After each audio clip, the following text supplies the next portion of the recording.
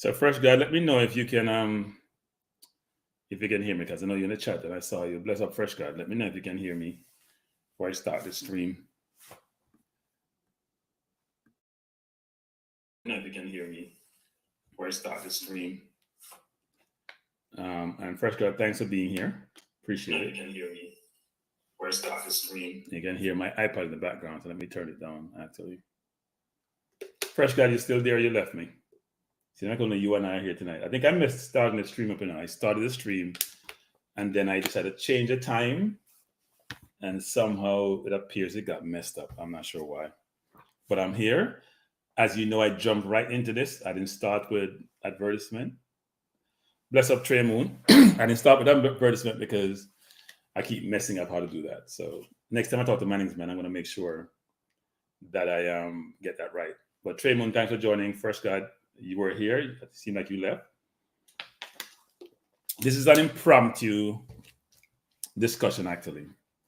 I spoke to management just a little while ago before he went off to do whatever he was doing and decided to jump on. I've been kind of busy, so I haven't had time to come in the stream and have the normal catch up and dialogue. I have a number of topics that I want to talk about. And this won't be a long one, actually. It's probably going to be, I normally call it Kranky Hour. And I even had a description. The description didn't show up, so I'm not sure what I did this evening. I didn't do it right. Looks like I didn't do a lot of things right, but the conversation is more important than the title and the description. I'm going to talk about a couple of things. One is, obviously, I touch on my favorite Arsenal, who lost this week. Maybe a little bit of EPL roundup. Cavaliers play Cincinnati this evening at 9. Watch the game. It's on Fox 2, I think it is in the US, and ESPN 2 in the Caribbean. And then there's some other matters I want to talk about, which I'm going to touch upon first, which I think is probably even more important than the sports, actually. So there was a lot of news of late about a number of guns found in being shipped from the US to Jamaica. And as we all know, Jamaica has one of the highest murder rates in the world. And one of the biggest, and the most significant problem of killings and murders in developing countries is not necessarily the guns, And we'll touch upon the guns, because the guns don't fire pull the trigger. People pull the trigger. But if you don't have the guns, then you have to go resort to the more archaic way of doing something nefarious and terrible, which is machetes. And people nowadays afraid to get too close to somebody and you may chop and miss. So that may not work out well for you. But guns are easy. You have a lot of rounds. They're deadly. And it seems like nowadays they're in abundance. So they found over 60 guns and number of magazines and tons of ammunition. And what that says is that diaspora, although the diaspora is great for Jamaica, does a lot for the country, help with the GDP, the diaspora is part of the problem in a lot of ways. It's awful, actually, that we have people who supposedly migrate to better themselves, but they're migrating also to make sure they help with the murder rate. Because if you're sending guns back to Jamaica, automatic weapons, tons of magazines, tons of ammunition, there's only one purpose for those guns, Those guns are not for self-protection. They're for doing damage. And I hear Paul Watkins says America's murder rate is higher than Jamaica. Paul, you have no idea what you're talking about. So I'm going to be very contentious tonight and cantankerous tonight. If you come on the program talking nonsense about, because you're talking about per capita. You're not talking about totality. America has 330 plus million people. Jamaica has about 3 million on the island and about 3 million off the island. So when you come talking about murder rate per capita is higher, because that's what you're talking about, not totality, then you don't know what you're talking about. You actually don't. If you think about murder rate, think about Jamaica, think about Latin American countries like El Salvador. So this nonsense about America. Oh, yes, America have a lot of murders because they have a lot of guns. And the main contributor to murder or killings, to me, is multiple fold. It's education, it's poverty, it's lack of opportunity, it's a challenged criminal justice system, and the guns are a symptom of this. It's part of the problem. I wouldn't even call it a symptom.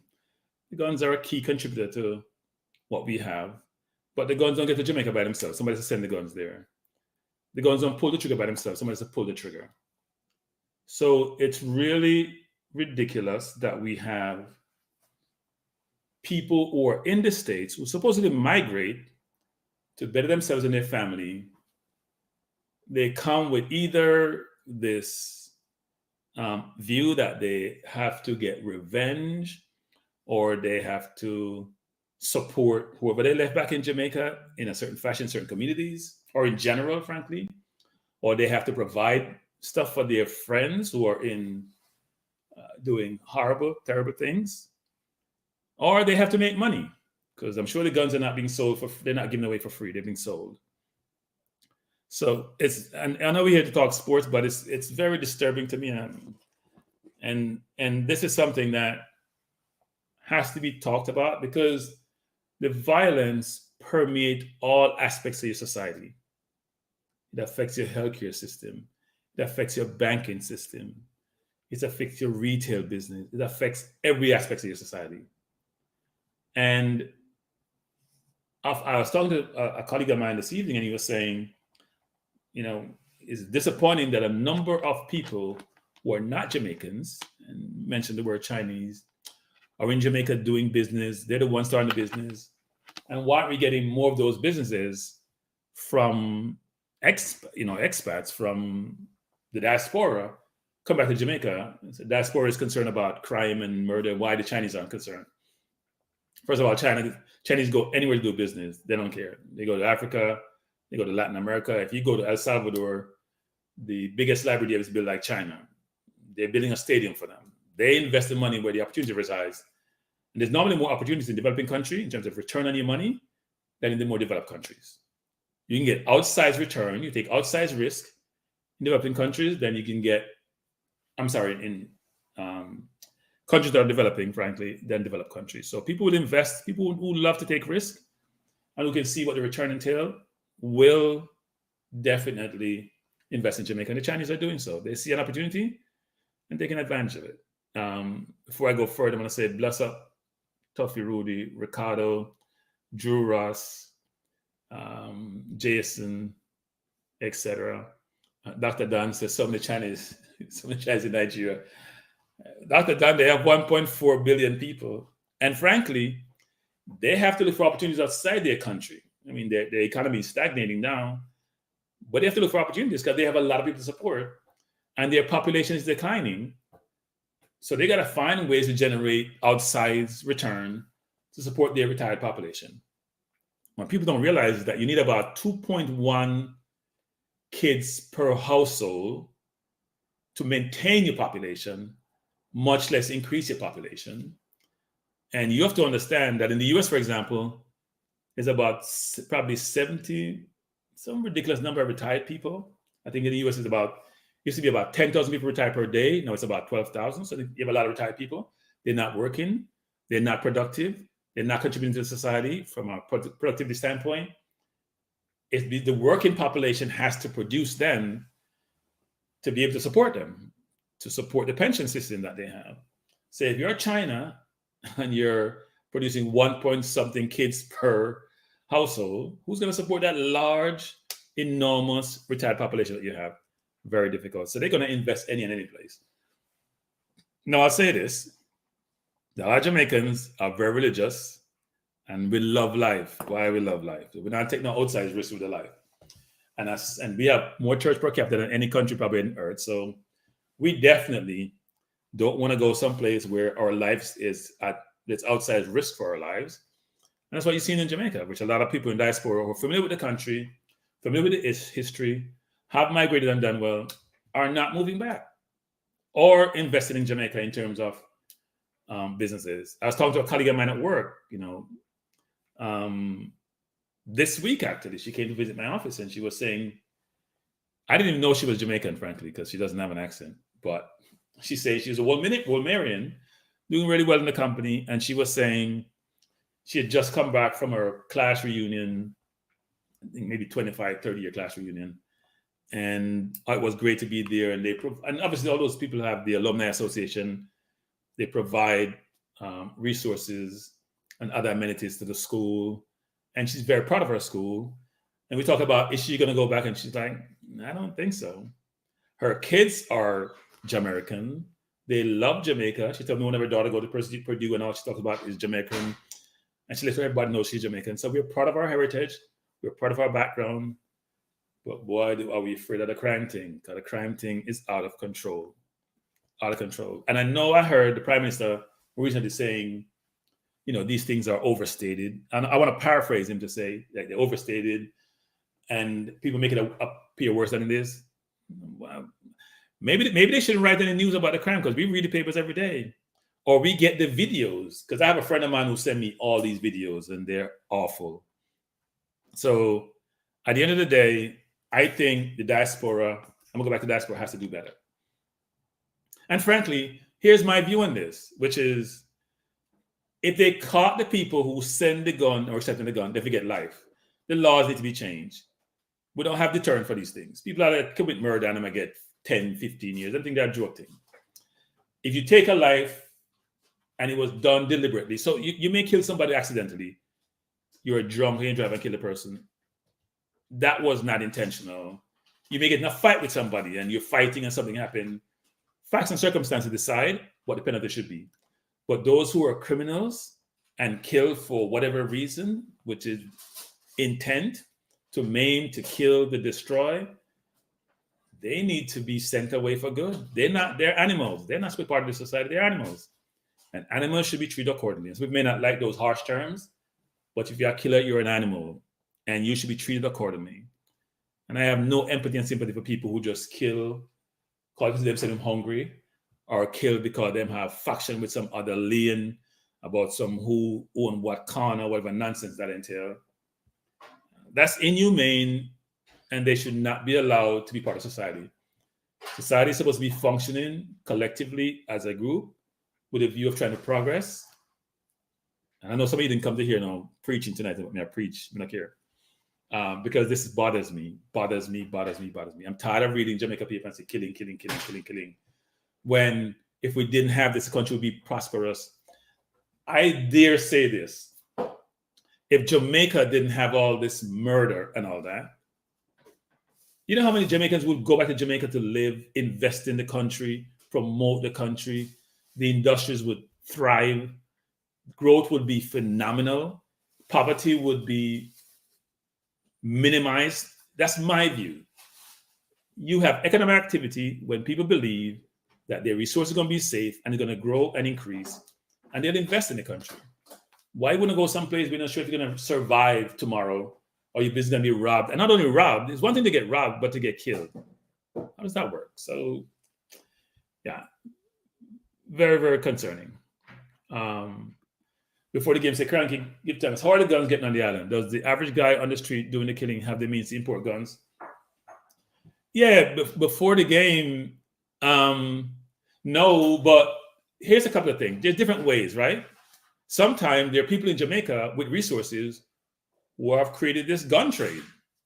They bring the guns in. They have people at the wharf who they engage with, who they grease their palm or were corrupt. They get the guns and they sell them off for a decent price and they make their money and they're happy. They're happy when some family going to be crying in the corner because they got killed. It's not only Jamaica, it's happening in the Caribbean quite a bit. Look at Haiti, which is deemed to be a failed state. So, and by the way, I've said this before, the U.S. is part of the problem. The guns are made in the U.S. In this part of the world, South America, Latin America, the Caribbean, the guns are made in the U.S. and they get exported all over and they kill, they maim, they destroy. And part of the U.S. immigration problem stem from those same guns because people are not safe where they live. Right? You look at El Salvador, for example, which I've talked about previously, where they created a jail for 70,000 that can hold 70,000 people. They have about 40,000 in jail. Their murder rate went from 80-something per capita to about 80-something per 100,000 people to about 18 per 100,000. But the measures they have undertaken to do so are draconian, right? Some innocent people get caught up in it. They lock you up if you have tattoo with gang sign. They lock up all gang members. They probably shoot you, as you see in Jamaica. Sometimes it happens. They know you're a killer and a gang member. So civil liberties get destroyed, which I have concern about. But sometimes drastic action calls for drastic measures. And you would hope that people, in Jamaica, it's kind of tough because Jamaica have this ridiculous brain drain. A lot of intellectual capital migrate from Jamaica someplace else. And you have a lot of people who are not as educated as they should be to make good decisions. Right? So if you're not well informed, a lot of times you're going to make bad decisions. You're going to make decisions which are impromptu, which have not been thought through, and end up in bad outcomes. So, it's kind of sad, and it continues. And my hope is that and we're always looking for the government to fix things. Why don't we fix it ourselves? I always want the government, which are people, frankly. Yeah, they have resources and institutions that should be working for us, but police cannot fix crime problem in Jamaica. So if you're looking for police to fix, you can try to fix it, but then there's a give and take, right?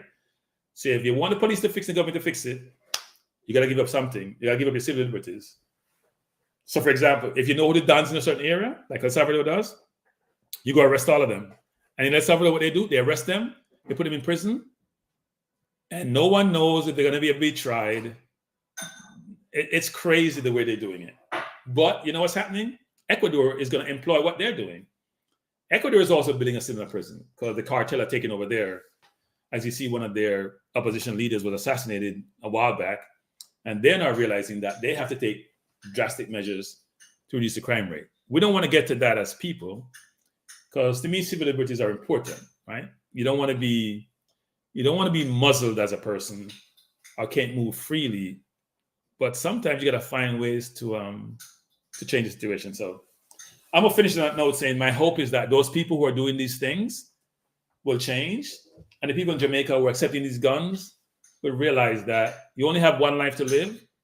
You should do your best to live it as best as possible, with as much goodness as possible, and give up all these things you're doing, which are just hurting people, destroying families, destroying livelihood, destroying lives. So my second topic is, I meant to talk sports, to talk Arsenal actually, but I'm gonna mention this, which is, how many people went to see the Bob Marley movie?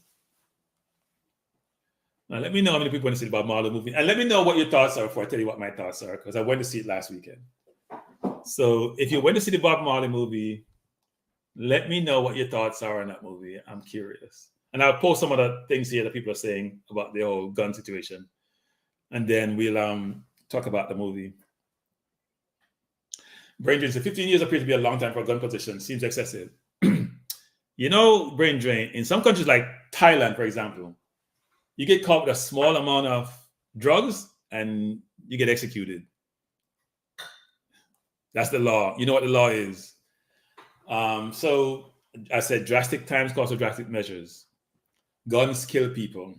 If you want to eliminate the situation or eliminate the crime, and you make sure you clearly articulate, communicate, and make sure there's no ambiguity in the communication about what the penalties for the crime, just like murder, then if you want to get involved in the gun business, you pay the price. That's all life is. Brain says, U.S. firearm industry contributes a significant amount to the U.S. economy, $50 billion per year. Yeah, but Brain, they're always alternative, isn't there, Brain? Always alternative in terms of businesses to generate revenues. I don't see England having a gun problem. I don't see most of Europe having a gun problem. I know Sweden's having one more recently, and it was one of the safest places. But most of Europe don't have a gun problem. Well, most of Western Europe don't have a gun problem. In fact, gun crimes in England are not the norm. They're an aberration. That's a big thing when somebody gets shot in England, right? Scotland, Wales. So I don't know why we believe it should be okay. And look, the U.S., the people in the U.S. who love guns leverage the Constitution to say they have under 14th Amendment, they have the rights to bear arms, right? It's very convenient.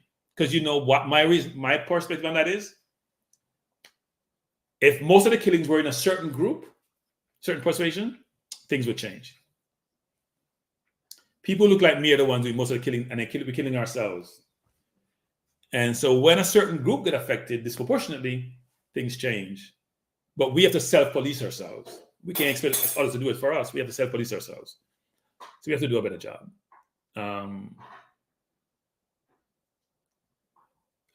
Yeah, Paul Watkins is going to give me all this stuff. Paul, I live in New York. It's one of the places where we have a lot of this. Maybe Chicago is worse. I'm telling you, per capita, Jamaica has more than can be desired. I get a news flash every time something like that happens in New York. And when I compare it to Jamaica, it's probably very similar, frankly. And that's New York, just one state. So New York has about 7 million people.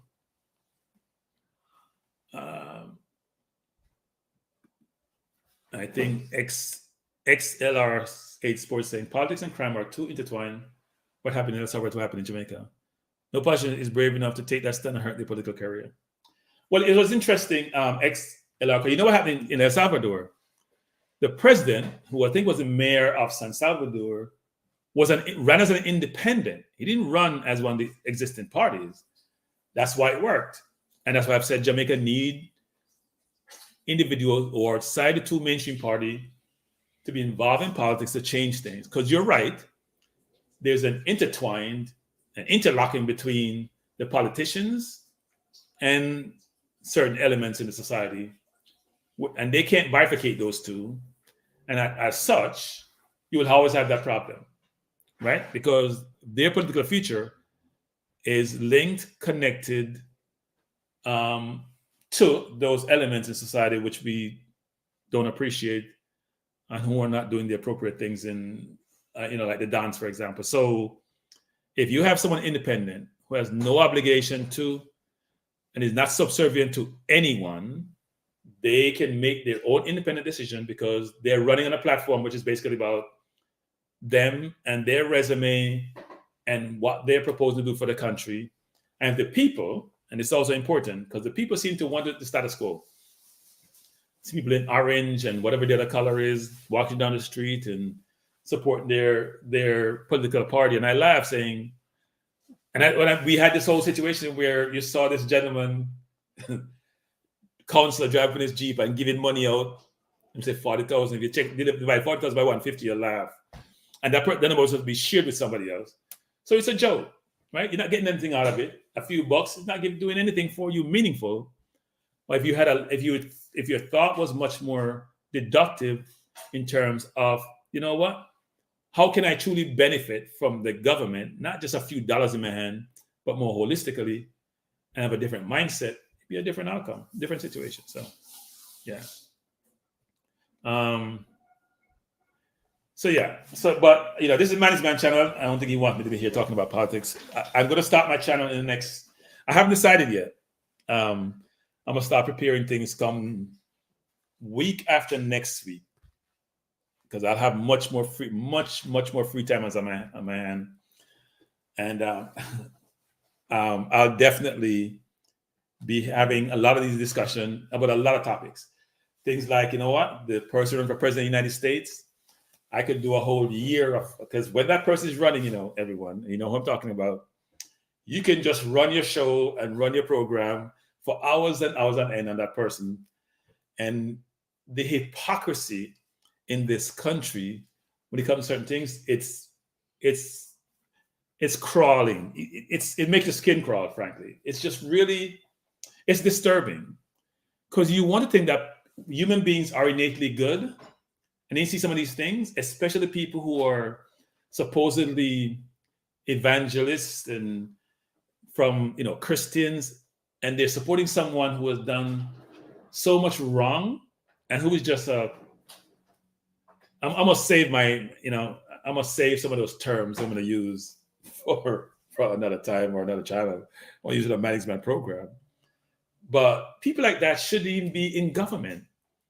Society should be ostracizing those individuals, and they're lauded, and people want to storm the Capitol on their behalf. So anyway, I know some of you didn't come here to talk about all this stuff, but it's going to be interesting actually when I start my channel to talk about these things, because I love these topics because there's a lot to talk about, whether it's the economy, whether it's things in the economy like inflation, whether it's what's happening in Ukraine and Russia, or with Taiwan and China, or what's happening in the Middle East, or what's happening in your backyard, or frankly, investors who are coming in from Spain and China and buying up all the best land in Jamaica.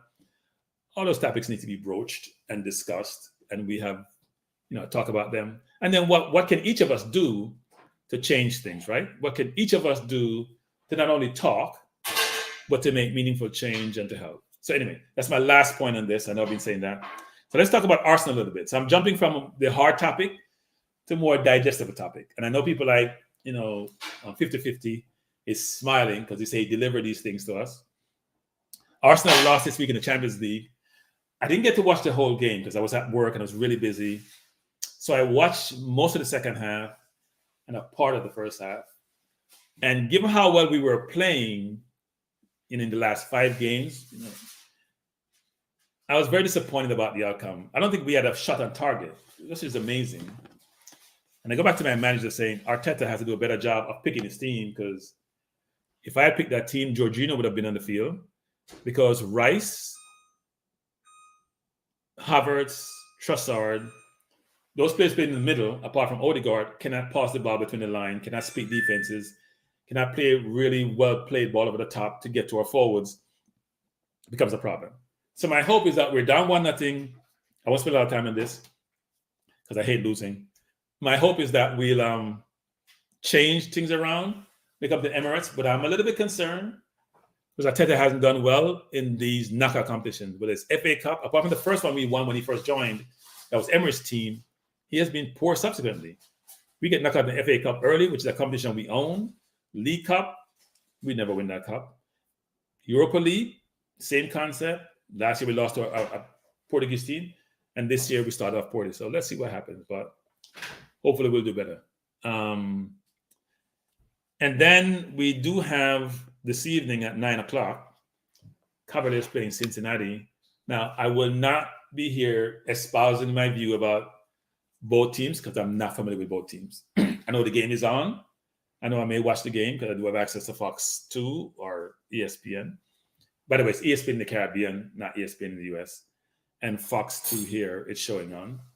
So it'd be good to watch the Cavaliers team, which is normally a pretty well-balanced team and a young team and a very good defensive team. Hopefully they do well. Bless up, and I'll just say some greetings. Brando, Patrick Riley, Mr. United, Ernest Murray. Thanks for joining. Glad you guys are here. And let me know what topics you want to talk about. This is, as I said, it's an impromptu, spur-of-the-moment decision to jump on. Manny's man has told me I haven't been on for a little while, which I hadn't even thought about that much, actually. And so I decided to jump on and say a few words. It's supposed to be 1 hour. So we'll see how it goes. The way it goes determine whether or not it's an hour or more, actually. But it's always good to come and talk to you. And I know I started a little bit hard this evening, hard news, but I think hard news is important. We can go to more softer news. So let me know what your thoughts are, whether it's about Arsenal, who you think is going to win the EPL, the Cincinnati game with Cavaliers this evening, which should be interesting how they do. And it's great to see Cavaliers playing in the Champions League here in this region. And I think Speed has done a really good job with that team, given how young they are. Let me just say something, though. I was on a chat this evening. A YouTuber, I won't call his name, was discussing, which I promised myself I wouldn't talk about, but I'm going to talk about it a little bit. I said I would talk about the under-20 given the quota system. But he's talking about the under-20 team. And part of his narrative was that the fans are part of the problem. It's about picking the team, how the team was selected. That it was not the JFF. It's not the players, it's not the coach. The fans are part of the problem because the fans want the team to be picked whatever team they want. Some fans want all to be all Jamaican locally developed players. Some fans want to be all overseas players. And my contention, and wait, by the way, and some fans, because their lives are not going well, this is my paraphrase, they got to take it out someplace else. I thought it was a ridiculous comment. We all have a view about what team is the best team. We all armchair, in our seat coaches and managers and administrators. We all think we know what's best. We all think we know what good looks like.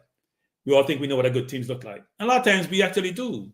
Even though we're fans, because we follow the sports wholeheartedly, we invest in it, we spend a lot of time on it.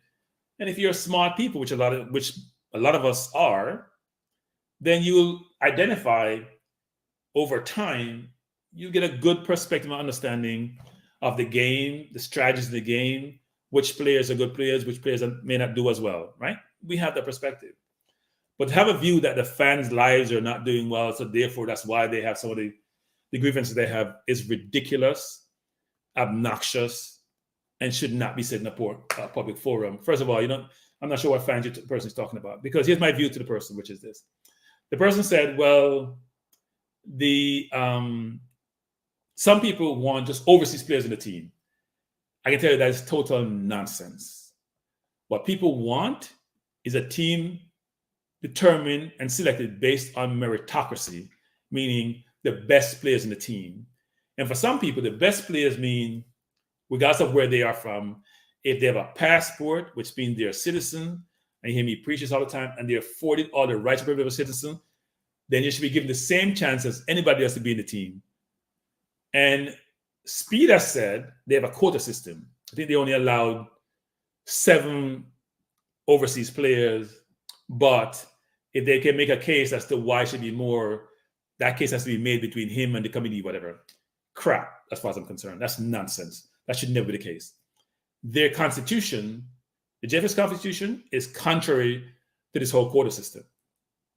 I have never heard quota in any country where people are of the same persuasion and therefore are precluded from being part of a process and given an equal chance to everybody else.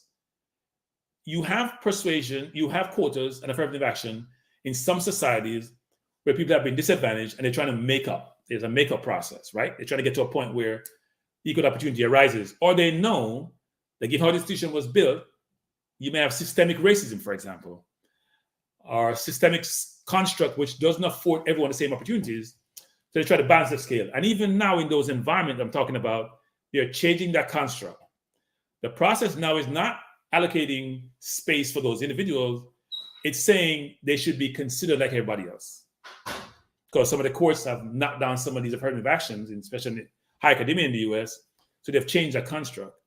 For a country like Jamaica, with people of the same persuasion, a lot of the same persuasion, not all of them, because we're a country of out of many one people, but most of the same persuasion, to be saying that some people, because they were born in a certain locale, should not be afforded the same, and they are citizens now, because their parents were, or their grandparents were Jamaican, so they're now Jamaican. They have gone through the process. They spent the money, $250 US, whatever the number is, one something for your citizenship and another one something for your passport. They've gone through the process. They didn't have to, but want to, because they want to be for the same as privilege. And we've seen they qualify. Then we come up with this cockamamie story about quotas. It's ridiculous. And nobody can convince me otherwise. And I don't want to hear it from anybody telling me nonsense. Now, I do understand the other argument, which is, so here's the view. People are saying, well, the local players don't get the same opportunity. For those players overseas, they have better academies. Well, you know what, people? Find ways to improve the coaching in Jamaica. Maybe we should have quotas in the quotas in Jamaica. Maybe some of those coaches shouldn't be coaching anywhere because they're not doing a good job. The coaches are the ones who inform those players, who get them to be good players. Because DNA-wise, athletically, genetically, it's similar, right? We all come from the same place. So the question is, well, why is it so different? What's the JFF been doing? What's the Football Association been doing? What the parish has been doing? They haven't been doing a good job. That's why it's a struggle. So don't give me this nonsense about, we're denying people opportunities. The opportunities should come from your ability and what you've achieved and what you can achieve, not me allocating slots for you and most of the slots for you. So we're saying the inferior players should get most of the slots. That's what we're saying, If you're saying, and the 7 overseas who come to play have to be quite a bit better than the locals to be in the team. That's a fact.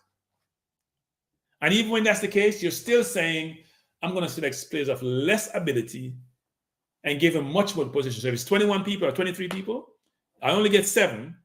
So the remaining 13, 14, whatever that number is, goes to local developed players who may not be as good. Now, of course, you're going to have local players, maybe good or better than overseas players. So if the team is all local players and they're the best players, I have no problem with that. That's how it should be. If all 21, 23, 25 players are local developed and they're the best players, they should be the team. There should be no overseas players in the team. I have no problem with that. But for you not to do the reverse is ridiculous to me.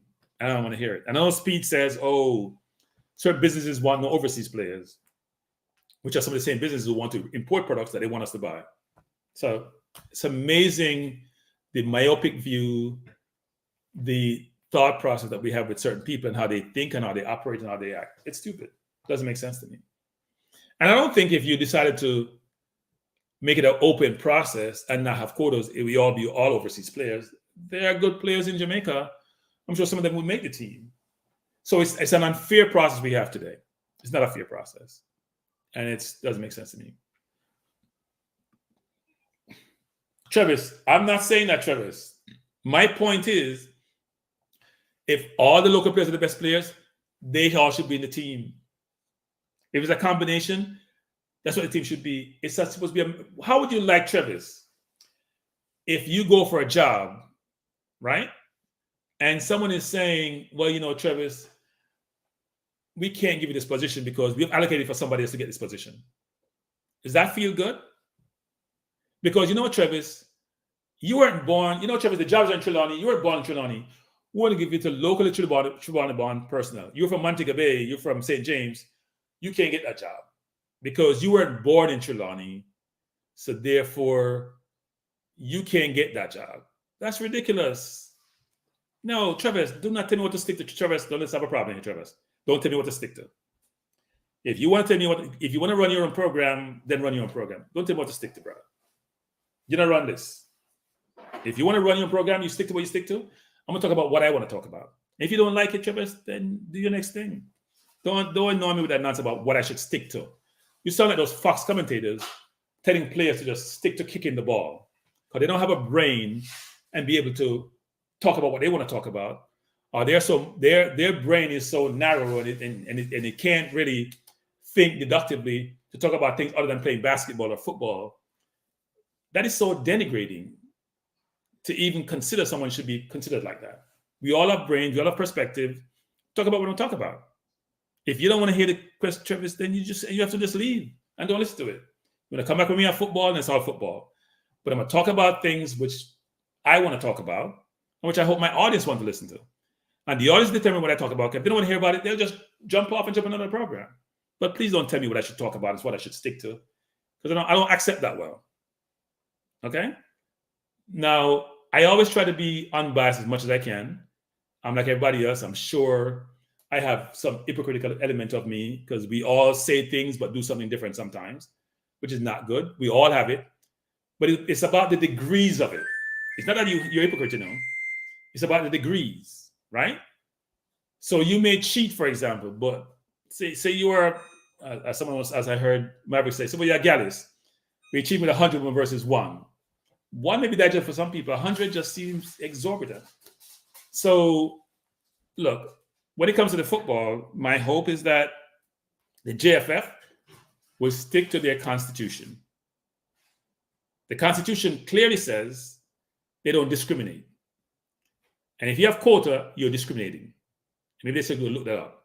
And maybe I'll ask FIFA, maybe at some point when I have some time, I'm going to ask FIFA if it's okay for a federation not to stick to their constitution. Maybe I'll find out whom FIFA can write to ask that question because I think it's ridiculous and I'm passionate about it, and that should never be the case. You can't have a constitution which you're not sticking to. That doesn't make any sense to me. So my hope, Kranky, in my company, I'm the only merchandiser who works in China. Travis, you're missing the analogy, Travis. For you to take this literally doesn't make sense. See, Travis, what I'm talking about, Travis. You're missing the analogy. You miss what I'm trying to say, which is the example I was giving saying someone's not allowing you to work someplace because you weren't born there, which makes no sense. But what you're both Jamaican citizens. And everyone in the country should be afforded the same right if they're a citizen. Everyone should be afforded the same right if they're a citizen. While I'm a U.S. citizen, naturalized, if someone was to have the audacity to tell me that someone else, because you're born here, could get a position that I couldn't get because I wasn't born here, I'd lose my mind. Now, the Constitution does say you have to be born here. I think it says that, because there's some people challenging that, to be the president. So, for example, Siaga was not born in Jamaica, but he became president of Jamaica. He became prime minister of Jamaica. He wasn't born in Jamaica. So why you guys allow Siaga to be prime minister for all these years? Or the head of JP for all these years? He wasn't born in Jamaica. In a number of countries, you probably can't be prime minister because you have to be born there. Those are in your constitution. Those are understood by everyone. So you know what the rights are, right? But the matter of fact is this, is that the JFF Constitution says they do not discriminate. And when you have quotas, you're discriminating, which can't be cool. Claudine saying, Kranky, they want the local born to make it to overseas team, but those born overseas must not be able to play in Jamaica, only come here, there and spend their money. Yeah, Claudine, that's a disappointment, Claudine, which is, in fact, Claudine, here's what I view, Claudine. If you leave Jamaica and migrate, you're no longer Jamaican. That's how a lot of local people in Jamaica think, or operate, or act. And we have a small elite in Jamaica who sort of run the country and do whatever they want to do. Make up their own laws. Because frankly, the Constitution for the JFF had nothing about quotas. Speed and its people make up that quota nonsense, which is why somebody should go run against them and get them out, because they're running against themselves nowadays. They're not running against some independent party. As I mentioned at the outset of this program, in El Salvador, it was a new person running for president. That's why they are where they are now. A lot of people complain about it. It was the same two political parties. In most countries, you have these two parties who run forever and ever, don't really change anything, and countries don't progress. And Jamaica is no different. So Travis saying, Claudine, how can you tell us that she's telling a lot? Travis, sometimes I don't understand, Travis, sometimes you make me hurt me. I don't understand Travis sometimes.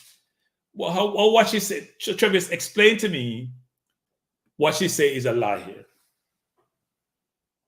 The fact of the matter is, Cavaliers have a bunch of players in the team. And Speed is the one determining the quota. So Speed and Cavalier benefit from this. That's obvious to any blind person. So I'm not sure what you're talking about.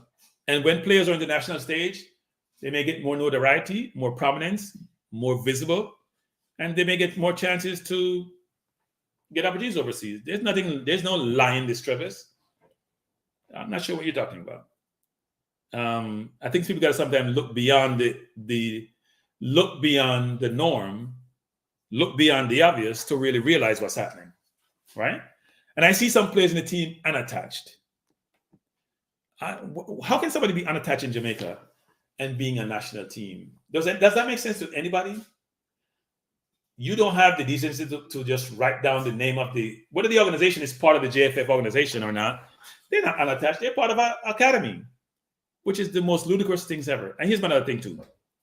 Speed, I know people are going to hate me saying this. Speed, Chung, Raymond, all of them, they have to grow up. Now that's a very condescending word. They're not acting like adults.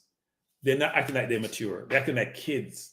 Whether it's with the girls, whether it's with putting unattached against a name we know they're from a certain academy, that's childish way of operating. Like, it's amazing to me that grown people who have done well professionally, who are smart people, acting this way. Like, they go into it's like going to the gutter, frankly, the way you're operating. And it's really, really frustrating to see this nonsense. Like, you're going to be players that are unattached, and you know they're not unattached.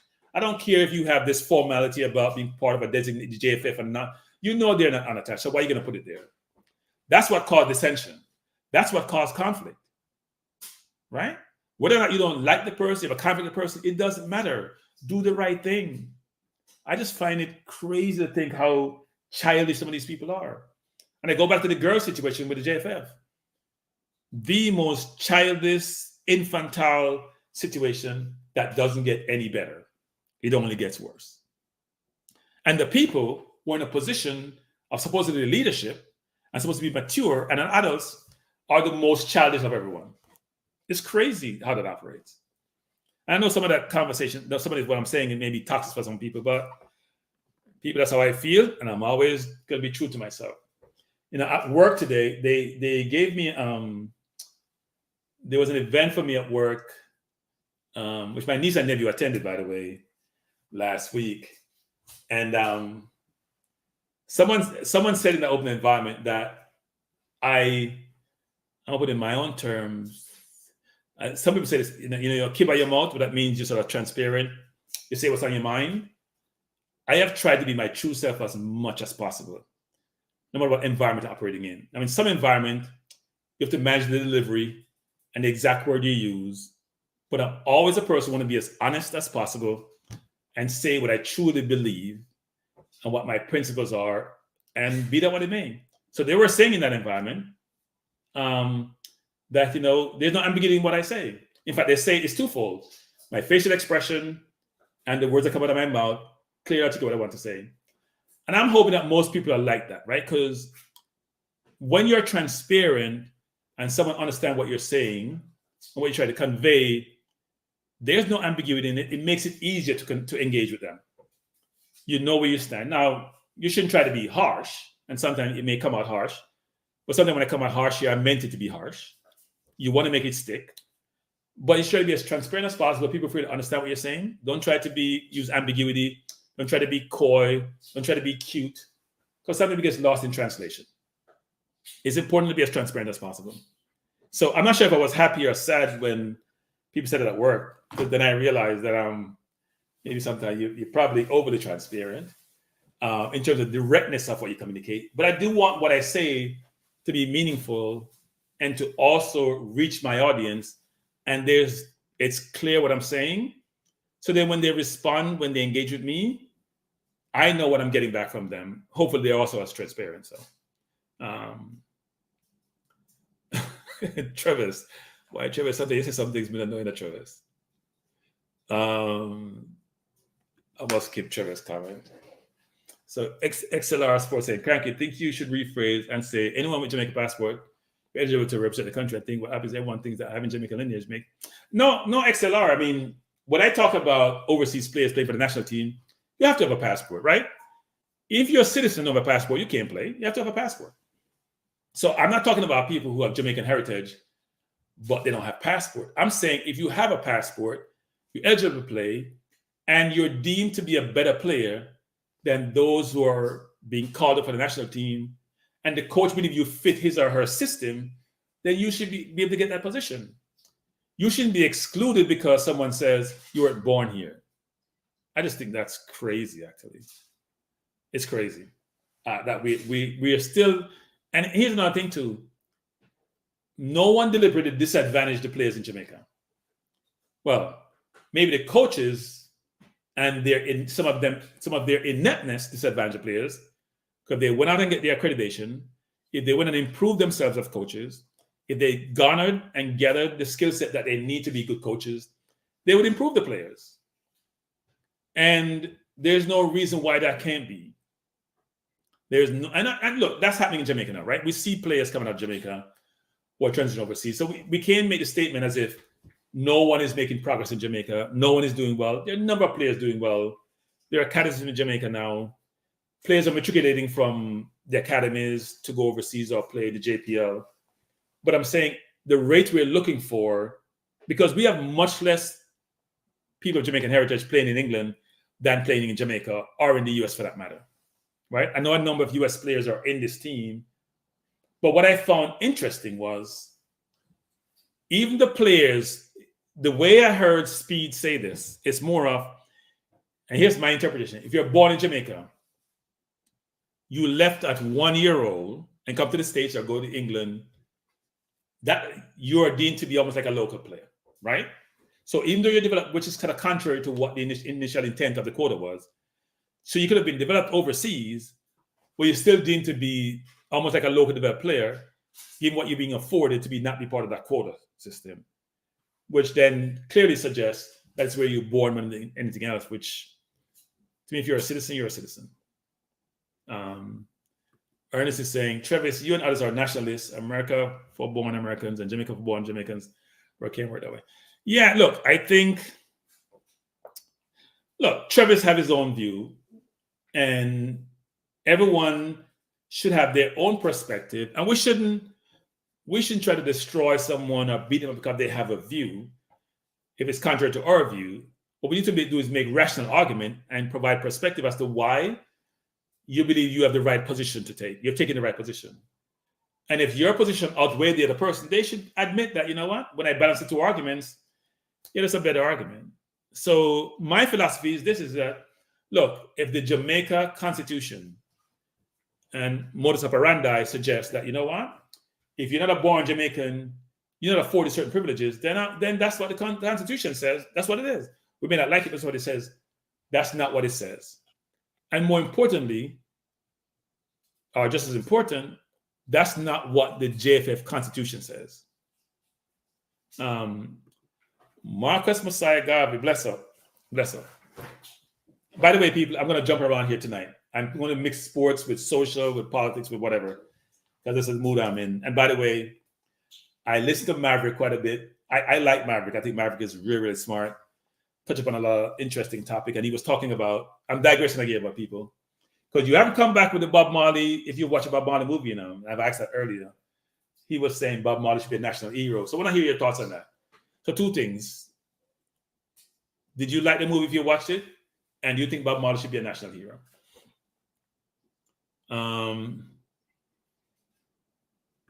So Chris is saying, big deal. Exactly right now, Chelsea fans are saying they don't understand how Whisper is a senior player for Jamaica and kids in Chelsea under 18 better than him. It's an interesting point. I haven't heard that, and I won't touch it, but that's an interesting point, Chris. Chris is saying, Kranky, players with multiple national caps go overseas and fail. Do you think it's too easy to make the national team for local players?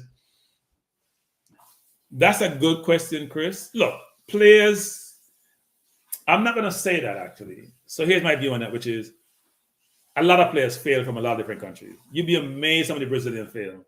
You'd be amazed how many Ghanaian fail. And I wouldn't call it fail, because fail is a really bad word for football players who are trying to apply their trade. There's only so many positions in teams around the world. There's only so many clubs, and there are a ton of football teams. Everyone can succeed. And there are levels to this thing. So when we all watch, and here's my problem with some of what we're doing in terms of the JFF. We all value excellence. That's why we all watch the EPL. That's why the world watch the EPL. That's why some of the other leagues are suffering, because the EPL is accumulating excellence.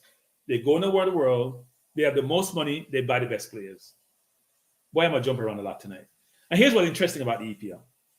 People don't realize. So when the EPL buy the best players, there's a trickle-down effect with the money they garner. And it's my understanding over the last number of years, they've invested $2 billion, maybe dollars a pound, in their football. Think about that, people. $2 billion, a lot of zeros in their football. A lot of money come through trickle-down effect from the EPL, right? So if you have a great league, which is generating resources, you can invest it back in your football and distribute it to your entire football pyramid. What is it? Championship, League One, League Two, National, the National League, and wherever else, the youth leagues. And that's why you need to have a really good football program. So I'm not going to deny the fact that part of what Speed and his team are trying to do is bring back resources to Jamaica to invest in the football. But there are ways of doing so without disenfranchising people of Jamaican citizenship. And that's why I say in Europe, for example, there's so much push to have teams outside the EPL in certain leagues. So, for example, trying to form this what I call this utopian league, which was scrapped the other day because of the relegation system. There's a lot of concern with the Barcelona, the Real Madrid, the Bayern, all those teams, Syria, Bundesliga, about how the EPL is dominating, because they want to spread the wealth. We got to figure out as a country how to get some of that pie. And so I want Jamaican players who born in Jamaica to do well. I want those kids to get an opportunity, especially kids who are disadvantaged and have a good talent. But there are ways of doing these things. We got to work through better ways than the disenfranchising. Some of the same people who are coming, because not because somebody live in England they're doing well financially, Don't be fooled by this. A lot of people in England struggle. A lot of people, much more than they do in the US. A lot of West Indians who come to the US do really, really well. Really, really well. It's not the same in England. I've lived there. I know. I've seen it. Sometimes it's overrated in terms of how well people do in England who are of Caribbean heritage, frankly. We see the glamour and the glory with players who reach the zenith of the football, where we don't see the other people. And I have a lot of relatives who live in the UK who struggle, actually, and live from paycheck to paycheck or live off the government. So this is a misconception about how well some of those kids do in the UK, for example. Some of them struggle. Football is their avenue to leave the housing projects that they live in. So we have this misconception that all people in England, they have better chances and they do better. No.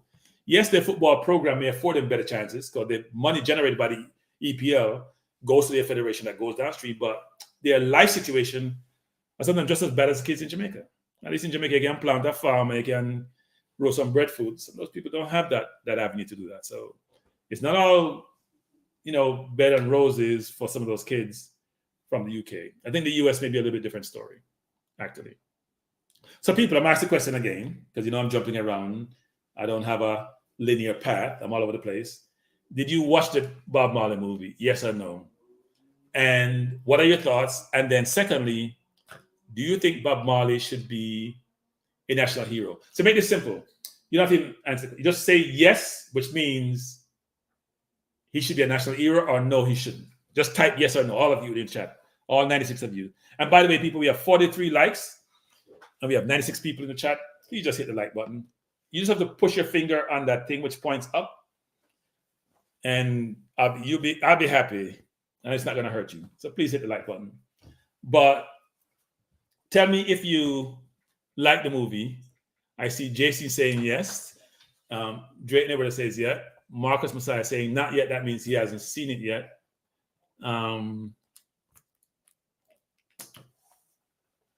Trevor saying no, he didn't like it. Travis, why would I not surprised? But I'm not knocking you, Travis, because I have a view. I'm gonna tell you what my view was. United say he liked the movie. Z not saying so. I'm seeing much more yes than no. Actually, a few not yet. Yes and no. So people, come on, let me hear your view whether you like the movie or not. Claudine says no.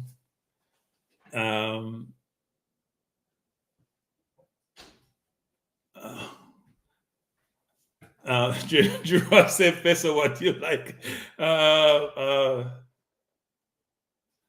Come on, people, punch the like button, Come on. It's only 49. It's not growing fast now. Trevor saying no to Baba's national hero. Trevor, I'm shocked with that now, Trevor, because we know you're a nationalist, And Charles Claudia said no to the hero. This Claudia don't like Rasta. By the way, people, I'm a little bit aged. I'll say that. So when I was growing up, I grew up with my great-grandmother, who lived a long, long time. She only died because she fell and broke her hip. I think she died like at 90 something, 90 enough. And she didn't like no Rasta, I'm telling you. When I was growing up, she didn't like no Rasta. Which is kind of sad that people in Jamaica discriminate against their own, frankly. But she always talking about them Rasta boys. She always made these denigrating comments against them, which I didn't find cool, actually. Because when you're a kid, you're not even thinking about that, right? You're influenced by the adults around you. So if the people in your household adults are giving negative vibes and negative perspective, you're going to take that on board a lot of times until you go and learn independently. So I wasn't cool with that. And I remember once, I'm so much jumping around tonight. The Rasta I mentioned, I remember a lot of times that come back to my mind is Guto Thompson, who used to play for Cavaliers. And maybe he was killed by the soldiers when they did the most inhumane thing of have those 11 or 12 people who they had out on a range and shot a lot of them, and Guto was part of it. But I'm always remembering Guto and his locks and him coming down to play in Lucy and him just being a very competent footballer. Don't ask me why I haven't gone down that route, but I just thought it was interesting that he always pops in my mind for some reason. I see his tragic death, but he was a Rasta. And the whole concept of Rasta to me is there's a lot of blackness in the concept of Rasta, right? The whole Selassie thing is an interesting thing. I'm not going to knock anyone on their religion. what they believe in. But I think Rasta was the one group who promote the whole ital concept, right? Which is sort of almost like living right and eating right. And now people like me are vegetarian who are meat lovers and realize that at least Rasta had that right. The whole ital thing, no salt, no pork. Pork is an abomination unto Rastafari. So I think actually that Rasta has some things right. And when people do things differently until it becomes normalized, people are sometimes xenophobic when it comes to things that are foreign. I think this was one of them. Travis, hey Travis, you're one of the most complex people out there, Travis. Between what you like, dislike. I wouldn't expect you to like pork. Like I've eaten pork since I was like 9 years old. I don't think I've eaten pork since I was like 9, 10. I gave up on pork a long time ago. And I wouldn't expect you to be a pork eater, Travis. That's interesting. So here's my view on the movie. I didn't like the movie, actually. I don't know why I didn't like the movie. It just didn't resonate with me. Having known about Bob, when he was at his heyday and what things that happened with him. And by the way, I went through the movie with my partner, actually. She's Guyanese. And she didn't like the movie. Because what I didn't realize was people outside of who are from the Caribbean know as much about reggae music, the lifestyle, how we operate, or artists, as much as we do or more than we do. And she was pointing out so many different things which did resonate with her, which I totally agree with. And even about the storyline, which is, I think what did Maverick call Marley a gallus? So he loved the opposite sex and a lot of them. And I was disappointed that the story, and I understand who produced the movie and what they were trying to portray, but I thought there was some disservice done not having more of some of those associations in the movie that we knew about and that were prominent, frankly. But the movie can't have everything, right? People are going to select the storyline they want, what information they want to convey, how they want to convey it. So I can understand that. And it's supposed to have been a love story between two people, but it was interesting, actually. I didn't walk away saying, yeah, it was a great movie. Frankly, I like Shutters more. I thought Shutters was a little bit crude. I like Shutters movie more than I like, or I like Jimmy's The Harder They Come more than I like this movie. So it was interesting. But the movie's doing really well. And here's what's funny. So in my workplace, every Monday we go to work, the leadership team in my department get together and talk about what we do for the weekend. So I basically said, I went to the movie. I didn't totally like the movie. I have another colleague of mine who is a Black American, and her and her husband are Black Americans. But she said he introduced her to reggae, and she loved the movie. And I wasn't surprised, actually. I wasn't surprised because she doesn't have the history. She's not going to watch the movie with a perception of what the movie should provide her. She's going to watch it being very agnostic, just plain vanilla. I'm going to watch it to learn, to enjoy. Well, I think I'm watching the movie with a critical eye, and that was part of my problem. Is just not just enjoying the story, what transpired, because I'm equating the story and what transpiring to what I know, and that sometimes is not the best thing. So she liked the movie because she said she got introduced to reggae. For her, reggae was an acquired taste, but over time, she learned to also love the music because her husband loved the music and was always playing the music, and they met in college, and she's probably in her 40s or 50s. But she was saying that she loved the movie, and I didn't necessarily have the same for you, frankly. So it's interesting, but it's doing really well, and it's branding Jamaica really well, actually. So, the Jamaica brand, which is extremely prominent, and I heard a couple of Nigerians talking the other day that, for an island that only has 3 million people, and to have so much notoriety and visibility across the world is amazing. And I've always said this, which is a lot of our strengths is also our weaknesses, a lot of it. But my only hope is that one of the things that we do really poorly in terms of the crime, that will reduce that significantly. We'll try to operate as one, put that aggressive side, we need to do a better job of managing the aggressive side of us. Because part of that is aggression, right? If we can do a better job of that, I just think we'll do really, really well as a people. But I'm very disappointed about where we are, frankly, as a nation of Jamaica. in terms of the crime problem. But hopefully over time that hopefully we get to some point where we realize as people that what's the concept? Better must come, or the storyline has to change. We have to change it. We can't keep on doing it the same way we're going. So Greg, all this now, Devin, I didn't say anything about what's in the movie. I just said my perception is a big picture summary.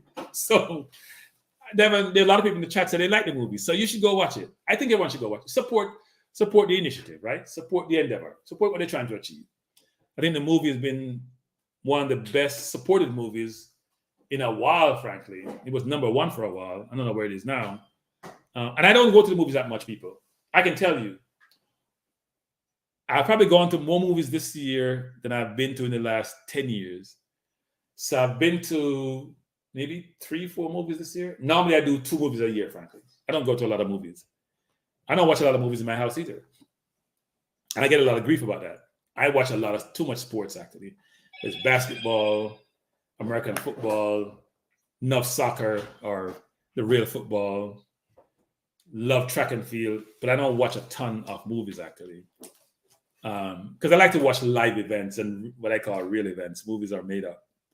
I don't want to be a killjoy, but so some movies I'll enjoy, but it's not a ton of them. But I'm more of a sports person than say a movie buff. But certain movies I'll go watch because I heard a lot about the Bob Marley movie. I want to go watch it and give them the history. And what was interesting to me, the thing I didn't know in the movie, for example, was, I probably shouldn't say this, but I'm gonna say it anyway. That the 2 people who were the dons of 2 neighborhoods actually went to England to convince them to come back to Jamaica. I didn't know that part.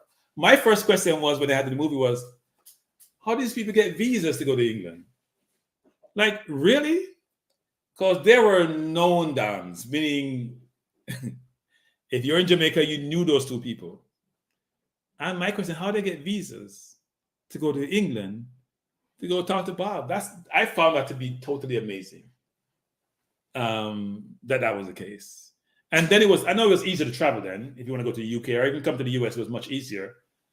But I find it amazing that they were able to get visas, given their background and given their notoriety. And obviously both met untimely death. Which is also never understood with people who are dons, actually, which is most dons don't die naturally. In fact, I can't recall any dons who have died naturally. So why would you want to be a don? I don't understand that. I know there's a lot of acclaim and glory that comes with the role, but it's also a very short-lived role. So I have no idea why people also think that way. But it's interesting. Very interesting. So I've been on for just over an hour. I didn't plan to stay late this evening. So I'll talk about any topic. Let me go to the comments here and see if anything here that I find interesting for us to talk about. And I'm sure my friend Travis is still in the chat. Love to give a hard time. Esther said, the 2 dons actually spoke to each other. I know. Well, I think they were trying to create peace, right? They're trying to have peace, and I think they want Bob to sort of influence that process. I'm not even sure how those dons communicate to even get to the point of having peace, but you're right. They were trying to create peace. But there's always somebody, aesthetically, who don't want peace, right? Because when you have peace, somebody's going to get disadvantaged. War always helps others. Because the gun runner want to have war because he can sell more guns.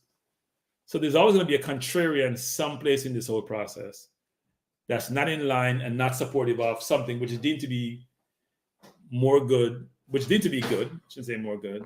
So that was interesting. What was my favorite scene, Kranky? That's a great question. What's my favorite scene? I have to think about that one, Dre. I got to think about that one. There are a few of them, actually.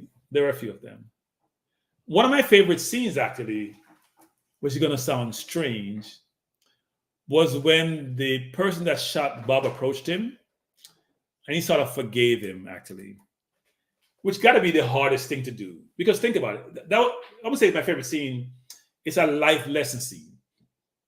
Somebody tried to kill you, shot your manager or your road manager 6 times, shot you, shot your wife in the head, saved by her lot, and then you decide when you saw them to forgive them. I'm not sure if that was real or not because I didn't hear about that story. I found that to be amazing because, like most people, I think I would want revenge. But that's where I've always talked about this whole concept of compromise, of trying to make sure it's a win-win situation in life. And for him to forgive that person, I find that amazing, actually. Frankly, for the person to be asking for forgiveness, I find amazing, which to me talks about education, right? Before you pull the trigger, you think about this icon you're trying to kill and why you're trying to satisfy some, because there's got to be political motive. Why are you trying to do that? Yeah, so I find that interesting. Devon saying, Kranky, Jamaican travel to England in 2003, if my memory. Yeah. Well, we had a wind rush way back when, Devon, and we were a British colony. So, but things changed when they realized that for different reasons. Ricardo says, Kranky, yeah. Ricardo, I watch too much sports. I agree with that. I watch way too much sports. I used to be a documentary buff, I used to watch a lot of documentaries, but I don't do as much anymore. And I don't read as many books as I used to. I got to start reading. I'll have more time. As I said, next 2 weeks, I'll have more time on my hand to do some things. I'll have to make sure I do some of that. And as I mentioned numerous times, I'm going to start my channel within the next month or two. So I'll be trying to figure out how to bring up I'll have to read more and digest more to then come to these forums and have some of those dialogue. So yeah. No, Jason, Skill Code character wasn't in the movie, actually.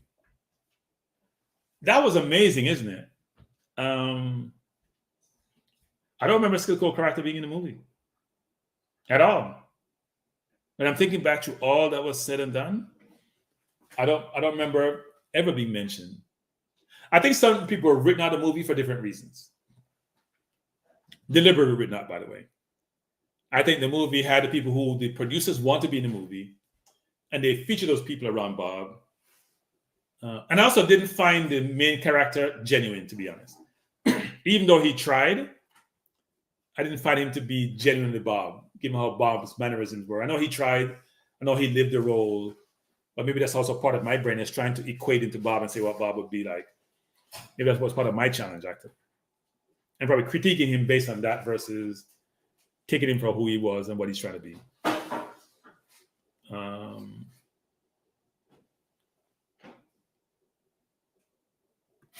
Andre Dawson was a baseball player, wasn't he? Power hitter. Did he play for Chicago? Who did he play for? Was it Chicago? I don't remember. No, he wasn't Chicago. Frank Thomas played for Chicago. But he was a baseball player.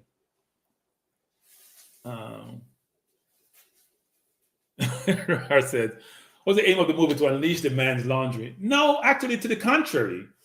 I think the movie gave him more credit than belittled him. In fact, I don't think any part of the movie belittled him. I think the movie should have showed him some of his vulnerabilities, the things that he liked, how he valued family, how he valued the music, what he was trying to achieve, his challenging situation with his dad or lack thereof, because he wasn't really a dad, he was a donor. But I think it sort of portrayed a lot of it was around his relationship with Rita, actually. That's what I found more. Was the relationship with Rita, how that evolved over time, and the fact that he was a person who was giving, loved his people, wanted to do right by his people, spiritual. I don't think the more salacious side of him was actually portrayed in the movie at all. I mean, it was mentioned that he had a number of kids, but it wasn't the focus of the movie at all. To the contrary. So Ricardo said, you captured the essence of Bob. Ricardo, that's the thing, Ricardo. We all don't see things the same. I'm telling you. We all don't see things the same because I didn't necessarily think so. I think he tried. I think he made a good effort, but I don't know. Something about the movie just didn't rub me the right way. I don't know why. And I look back at it and saying, I walked out of the movie, and by the way, a youngster, she got to be about 24, 25, was in front of me. She was with her mom, and she was complaining. about the movie. She walked out of the movie upset. Like, this isn't right. Doesn't make it. She was very disturbed. Her mom was just laughing. And she was calling somebody complaining about the movie. She didn't like the movie. Because everybody go with a certain perception of what they expect to see. And it didn't materialize that way. But the movie is doing phenomenally well. So I also thought the movie wasn't necessarily written for Jamaicans. I thought the movie was written for a worldwide audience. And when you're trying to achieve that, you got to do certain things which may not necessarily resonate with the people who are familiar with Bob and his history. So you have to make a movie that satisfies everyone, and that's hard to do. Hard to do. Goodness, Paul says, better funeral director, baseball player. You're talking about Andre Dawson.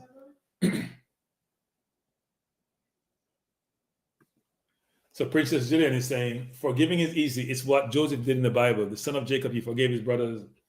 Well, Princess Gillian, depends if you're I'm not religious, so I won't talk about this. But look, it's good to forgive, though. It's hard to forget, but it's good to forgive. Especially when you're going to get people to a better place. So can't disagree with the whole good for goodness concept.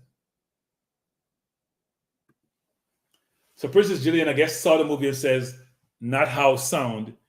He just didn't pull out the dynamic essence of who Bob was. Yeah, I think that's probably part of it. It's better said than I can say.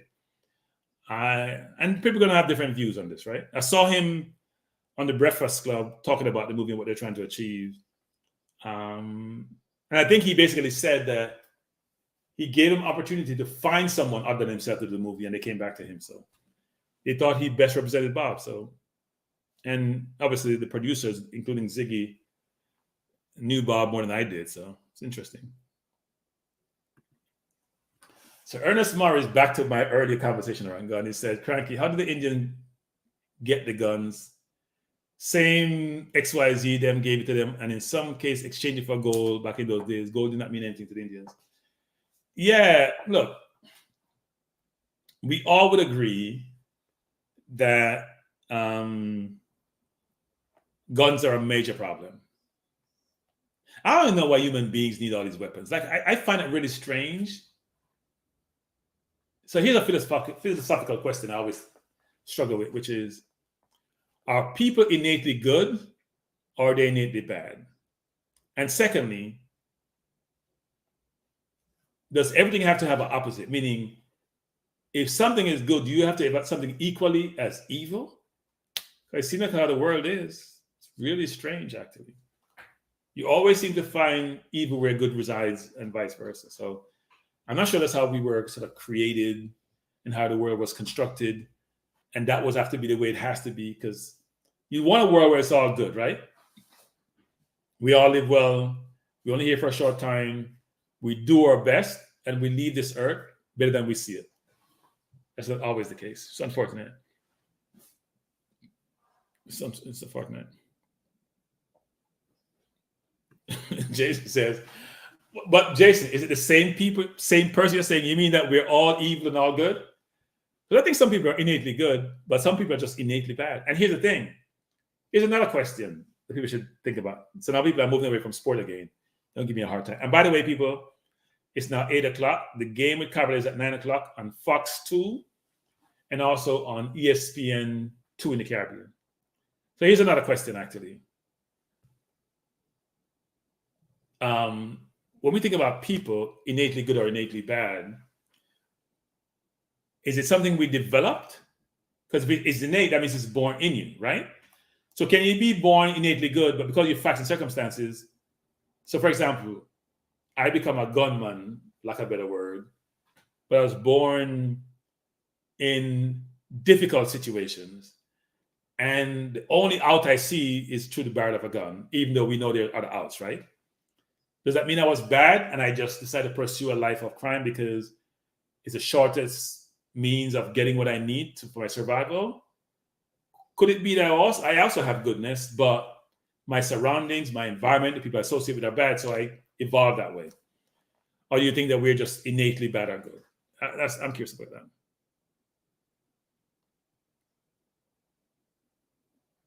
that. Bless up, lad. Glad you're joining us. People, as you come in, we only have 58 likes. We have 99 people watching. Come on. hit the like button, please. Hit the like button. Unless you don't like the conversation. If you don't like the conversation, then I can understand. But if you are participating, if you're here, you want to have the conversation, even if you don't like what I'm saying, you can always provide your perspective, and I'll post your comment, and we can debate. Because I'm not always right, even though I may think so. I'm not always right. So let me hear your thoughts and perspective. But back to the movie, I thought, a friend of mine was telling me that he used to live by Matches Lane, and he played football back in the late 60s, early 70s. And he said when Bob wasn't at where Bob was, when he became famous, Bob used to follow behind Alan Skillcole and carry Alan's boots to games, right? Because Bob wasn't a really good footballer, right? That's known. I know Alan Skillcole was the person at the time, the best footballer in Jamaica, well-known commodity. We know of his history going to Brazil and playing and come back to Jamaica. And he said Bob used to carry Alan's boots to come when Alan come to practice or play games. And obviously that role got reversed when Bob became famous. So that's interesting. So the question being asked is, was Alan in the movie? I don't remember seeing him in the movie. I don't think he was in the movie.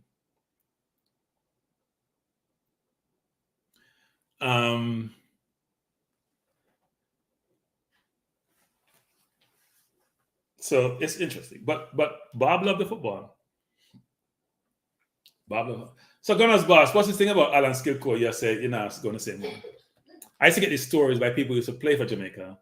A friend of mine used to play for Jamaica, and he said when he used to play football for Jamaica, see, this JFF couldn't deal with Alan Skillcole. He said Alan would go to the game, and when they're in the changing room, Alan would say, "Oh, man, nah, listen, my boots on, if I get some money now. So I have to get my money before I go up on the field." Now, that's how you hold people up to get your money. Because if you're the best footballer and they want to see you play and they don't want to pay you, and the game get ready to start, and you make sure they commit to giving you your money, it's a different ball game. That's how the girls got to take a page from Alan's book. Not necessarily go to the game and do that, but find ways to get your money and make sure you get paid before you go out on the field. So I think Alan was before his time, actually. Even probably way ahead of his time. Maybe way ahead of his time. Mr. United said, what was it? He said something here. Mr. United said, the producers are smart. They left something for part 2. Well, it's hard to have a part 2, though, Mr. United, because he died in the movie, right? If the movie was a continuum, whereby they went from his beginning to say when he started getting famous and they stopped there with a view of continuing, that's easier. But it's hard to me, have a part 2 when you've gone through his almost entire life. It's, gone through his bio and basically says, here's where you start, here's some of the challenges, here's the end, and you're saying he passed away. It's kind of hard to do it that way. Someone could make another movie and say, well, here's another version of this. Question, would people buy it, actually? Not sure they would.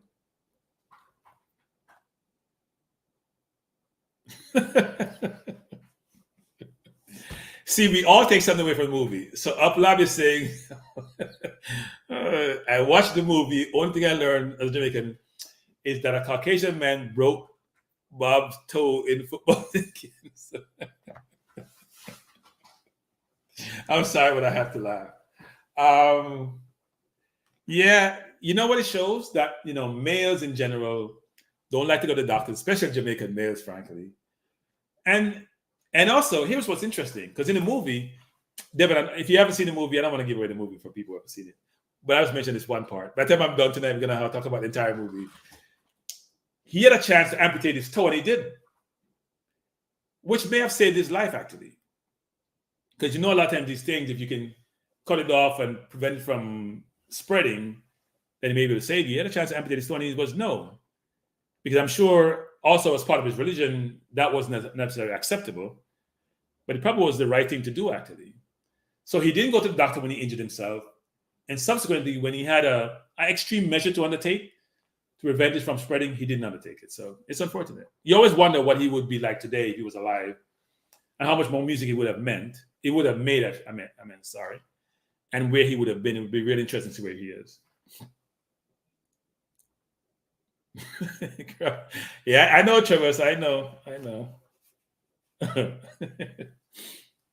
I know that would not be acceptable and digestive activity for a Rasta to cut off into four toes. That wouldn't have worked well. But I think if he had done it, we don't know if it would have saved his life, but I think it would have given him a better chance to survive than what happened actually. And I remember when Bob died, and I think I was in Hawaii when he died, and I heard the news. Very disturbing and shocking actually, when he passed away. So it's unfortunate. And I did ask the question about should he be a national hero. So for those who say no, he should be a national hero, you know that Rihanna is a national hero in Barbados. And Bob is much more well known than Rihanna, frankly, historically and in every way, shape, or form. And his music must be the most long-lasting music in the history of the world, frankly. Bob's songs don't get old. They don't even sound stale. They don't even sound old. I mean, the substance of the music, the beat, the rhythm, everything about it resonate with you today as it did before and continuous. If you go to a lot of events, if you go to Disney, for example, wherever the world you go to, if you go to Paris in certain environment, you go to the UK in certain environment, you go to Japan in certain environment, no matter where you go, you can hear Bob music. It's amazing, actually, how much the music is loved, how much the artist is loved, how impactful the artist is, and how the artist's music resonate and stand the test of time on a continuum, frankly, which I think is amazing because most music, think about all the other artists that you know, whether it's a Michael Jackson or a Prince or a Elvis Presley. A lot of those artists were huge in their heyday, were best in class at their heyday, but we don't hear their music in different environments every single day, frankly. Right? If you listen to talk sports in the UK, you hear them play Bob Marley periodically. They play other reggae artists, but they play Bob Marley. I mean, it's really amazing to hear an artist that has been gone for what, 40-something years, and his music resonate today. Truly, truly amazing. And we all should be pleased and happy. And the fact that we are from the Caribbean, we're affiliated with this artist, we know his music, we know his history, we can critique movies made of him because we know his history. There are other people in the world who appreciate him just as much as we do, but I'm not sure we give him the credit he deserves in terms of his legacy and how we show appreciation to him. So if Rihanna is a national hero of Barbados, I'm not sure why Bob wouldn't be a national hero for Jamaica. Because his subsequent relevance is more so than any. How many national heroes do we talk about on a regular basis? Did we talk about Nani on a regular basis? We talk about Marcus Garvey, Paul Bogle. How many national heroes do we talk about on a regular basis? They're there. We know their sacrifice, and some sacrifice with their lives. But are they in our consciousness on a regular basis? Are we hearing them on a regular basis?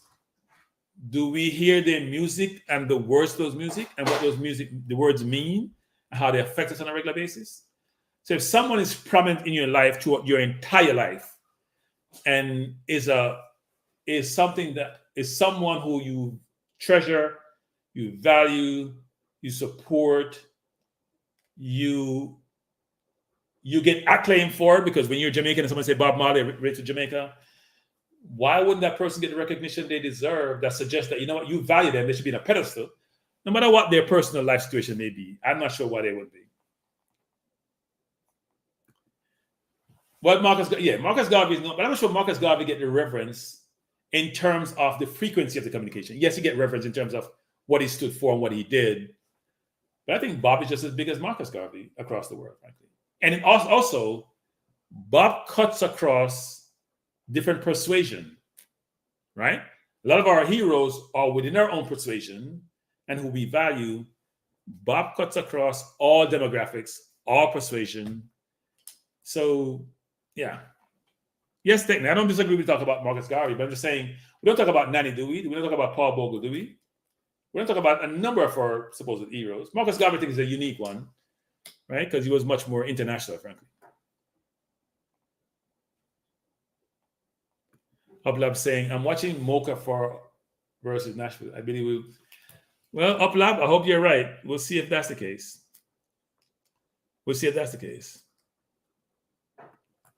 Omar is saying Bob is international. Yeah, Bob is truly international, Omar. Definitely.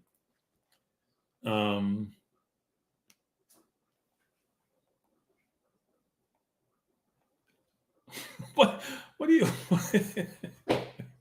what are you talking about, Travis? Marcus got the mix-up YouTuber. Well, we can talk about JFF Travis feed. What are you talking about, Travis? But no, I think, look, Bob is as known an artist as there ever was, frankly. I think Bob became much more popular subsequent to his death than he was when he was alive. Right? Which is amazing to do, actually. And I think he's much more, the revenue he generates today, and it's ridiculous amount of revenue he generates, because you think about it, whenever his music gets played, especially the more official means, there is royalties, there is money flowing to whoever has those rights, right? Of his musical rights. So he's a money-making machine, even in that. Money-making machine.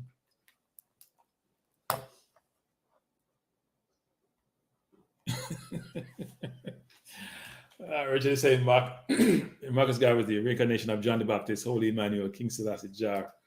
Yeah. I don't get the Rastafari thing. I don't get the Selassie thing, actually. I can understand everybody want to find that deity.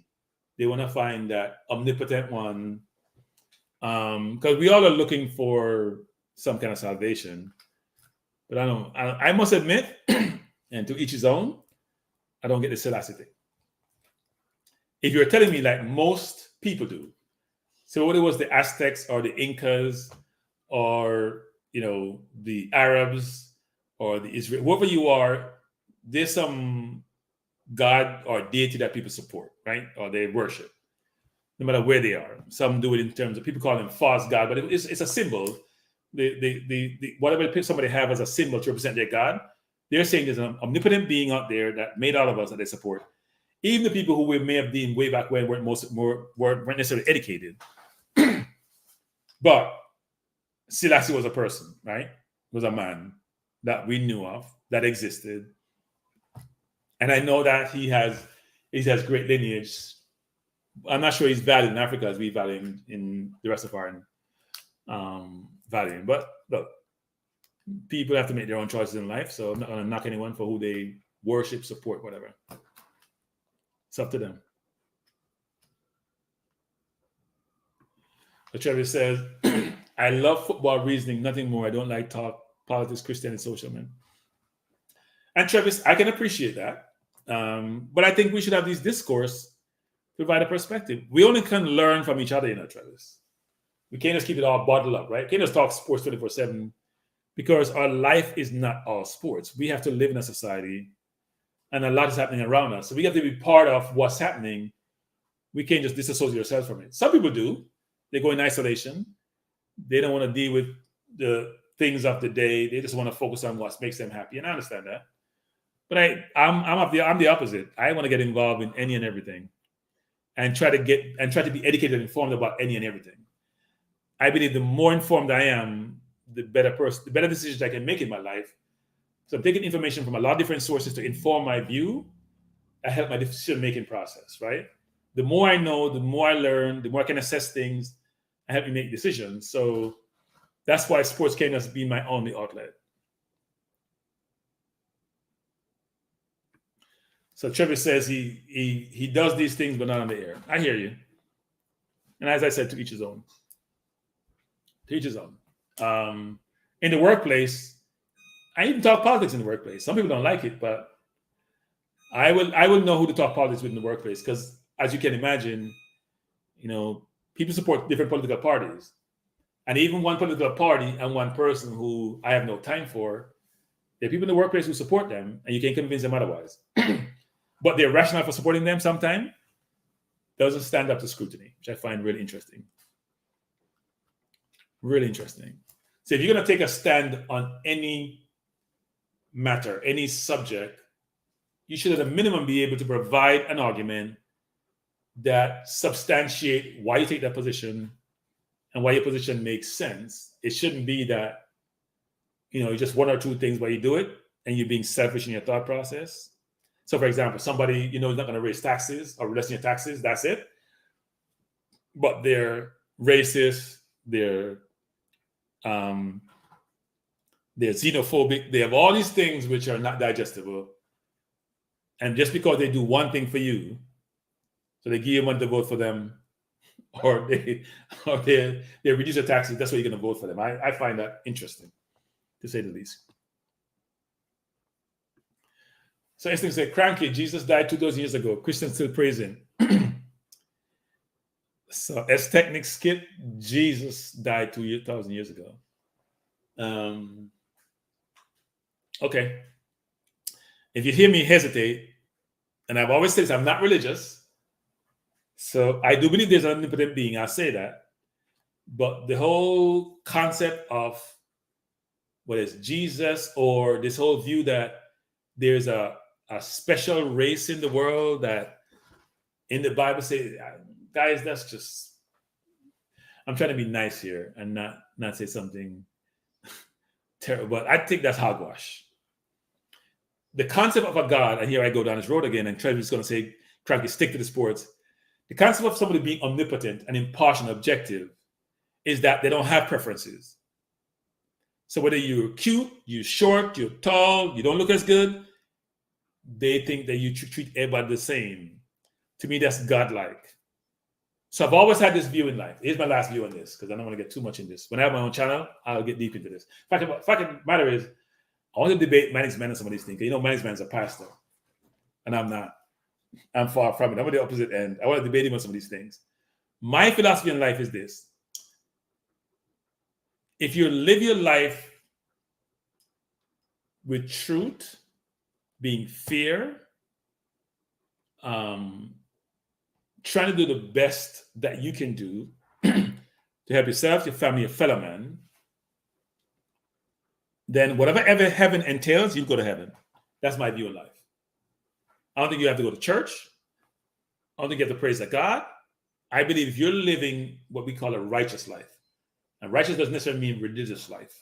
I truly believe if you're a good person and you try to do what's best for your society, for yourself, for your country, and you're truly pure in your thoughts and how you operate, I don't think you have anything to worry about. And conceptually, that's what religion, the Bible, and others should be trying to achieve, because we believe in good over evil. So when I hear some of these people who are religious and Christians, who they get their desire satisfied, so they get to overturn abortion, they get to do certain things which satisfy their mandate, they're conservative, but they're supposed to be Christians and godlike, that's a contradiction. And I find it hypocritical and not really digestible. So anyway, too much of this for tonight, but that's my view on life. I just believe in being a good person. At least try your best to be a good person. Sometimes you're going to fail in being a good person, because we're not perfect as individuals. We're fallible as individuals, but that's what you should aspire to do. Just try to do right by others. And I always think about, when I'm doing something, if I was in a person's situation, how would I feel? Given what I'm trying to do and accomplish. So you could say everybody wants to go to heaven, but no one wants to die. Well, I think the problem with dying, Eagle, is the unknown, right? It's the unknown. So for some people, they think when you die, you're gone. Others think you get reincarnated. Some think you go to this hell, but they keep pointing up for heaven and down for hell. And all I'm hearing nowadays from scientists, the more they look up, is the more galaxies they find, the more planets they find. So I don't know how that works. I'm confused. We don't know what we don't know. That's part of our problem.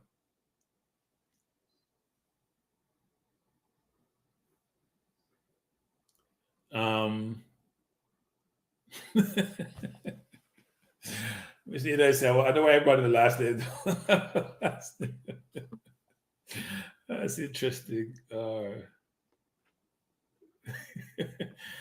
Come on, S Technic. You know, S Technic. I'm always find it interesting where that's a surname, you know. It's Gabriel Jesus, even though we call it Jesus in pronunciation. I always find it interesting that you have a surname that Jesus. Doesn't mean that Portuguese doesn't view it in a different light. That's interesting, actually. Interesting. So we have a lot of, you know, the one thing about Jamaicans, you know, enough of them wicked enough. Them can quote a Bible. I wonder if somebody just walk with them going one on the Bible, their left hand, and going on the right hand. Because, but I tell you, they contribute so much church and so much religious people and get religion embedded in them. We don't understand the murder rates are high. I don't get it. You have a lot of people with a lot of religious knowledge and sayings in the chat a lot of times. I think there are very few chats you can go in where Jamaicans are in, and you don't find people who are very knowledgeable about the Bible and a lot of these things. So interesting. So people, I'm gonna finish this in 5 more minutes because I promised to be here for an hour, and it's impromptu. I mean, this was spur of the moment. I just decided to come on and say a few words. I know I wasn't linear tonight, meaning I wasn't straight line. I was all over the place. I'm mixing sports with politics and social things. But I just think it's just, sometimes it's interesting just to do things a little bit differently than follow the script of going from topic to topic to topic and stay linear and in line. Sometimes you got to jump all over the place and have a conversation. So, Uplab says, treat people how you want to be treated. You know, Uplab, I used to say that a lot, actually. But at Uplab, some people don't want to treat right in Uplab. So we have to say treat people fairly and as well as possible. But some people, they don't want to be treated well. So that was my normal saying I used to say all the time. But I have to try to rethink that saying. You'd be surprised how much sadistic people are out there and don't want to be treated well, actually. So yeah. That's normally what I think you should consider. Would expect that each person will be treated a certain way, so they want others to reciprocate, but that's not always the case. Reciprocity is a crucial aspect of how people interact and live in society, but researchers who study these interactions have often overlooked. Okay, I found this on the web for society. Do you guys hear this? What's happening here? Wait, people, do you hear this? This here. So this is either Siri or something. You know, I have 2 phones, my iPad and my computer on.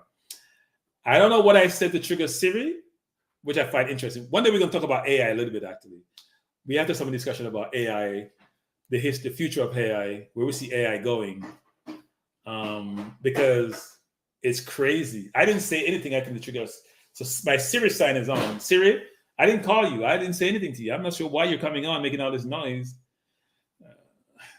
See, we don't have any control. In olden days, we would say that's a godlike instrument talking, frankly. And Siri still hasn't gone down yet. Good Siri, goodbye. Siri's still not moving. So there's a lot of people who are concerned about AI, you know, and what AI is doing and where AI is going and what AI may be able to do, because they think at some point AI is going to trigger something that we can't call back. But I didn't call Siri. Siri just started talking. Real interesting, actually.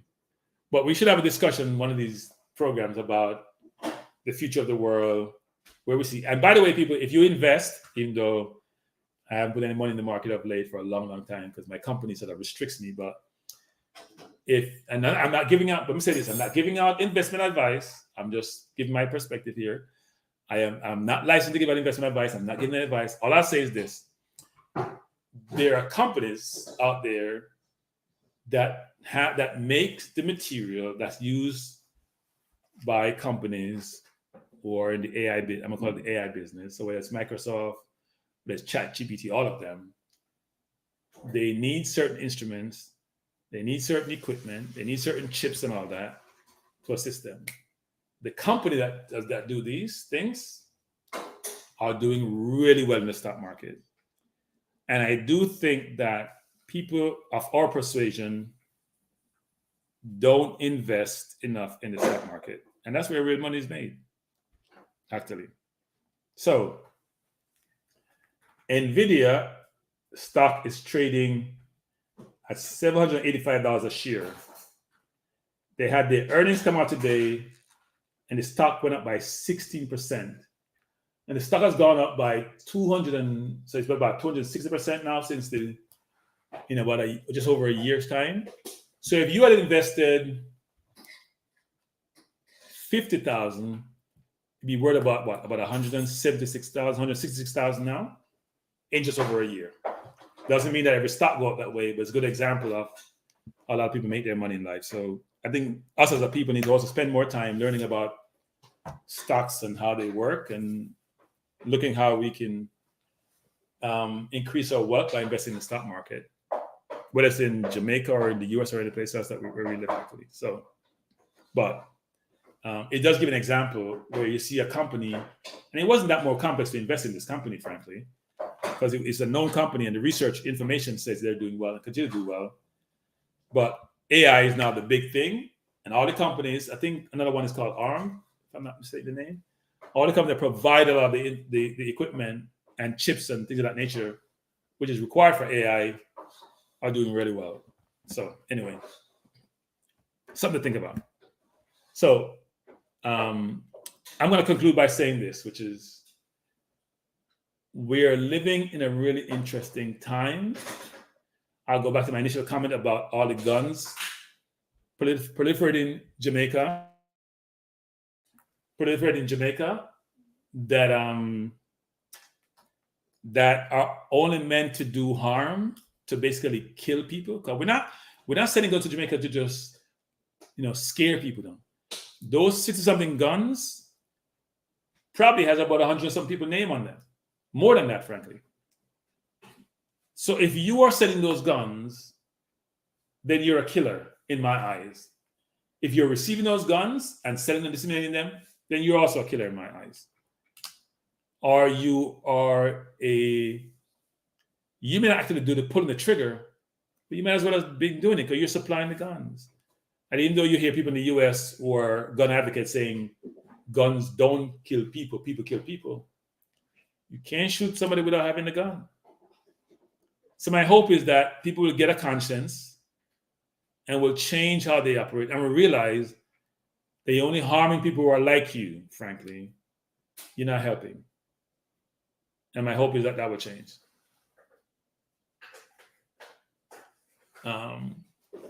So I'll say this before you exit tonight, just hit the like button, please. And I'll sign off by saying, I appreciate you joining. I know it was not as long as some of the other shows that we have on Manning's Man program. But thanks for joining. I appreciate you being here. I'm not sure you'd find the conversation interesting because I was all over the place tonight. I wasn't linear, as I said like 1,000 times. I was all over the place, but I thought it was interesting to talk about some of the other topics that we mentioned sometimes, because I think I'm getting frustrated more and more every day when it comes to the whole view of us killing each other versus helping each other. And one of the things I want to promote, especially when I have my own channel, is every person who has the means, and you don't have to be rich people, should try to support at least one person, whether in your family or a stranger who may not necessarily have the means to support themselves. So if you can afford it and you can help, and I know a lot of Jamaicans who come here support, like they're an alumni, support their high school, they support organizations they were involved, they support their church back in Jamaica, and that's really to be applauded and appreciated. And I know I went to Rusty's and Casey, and I know people who support those organizations quite a bit, frankly, and give of themselves both time and money. But if you can do so, you should do so. And if you can help someone who's less fortunate than you, please do so. So I'll say again, thank you for coming. Hit the like button on your way out. I appreciate you joining me. As Manning's Man always say, we are over and we are OUT out.